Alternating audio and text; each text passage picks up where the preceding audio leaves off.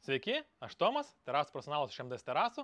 Šiandien atsakysim į trumpą klausimą, kuom skiriasi sraigtiniai pamatai įprasti nuo sraigtinių pamatų ekstra.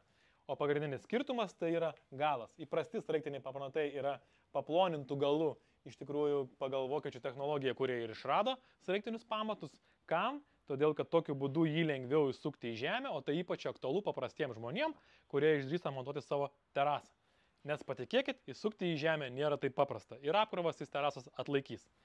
O sraigtiniai pamatai ekstra, tai yra nuo pat pradžių su pastorintų vamzdžių ir platesnių sriegių, tom aplikacijom, kai reikalinga, kai bus didesnė apkrova. Taip visai mažai architektūrai, kaip pavyzdys, sandėliukui.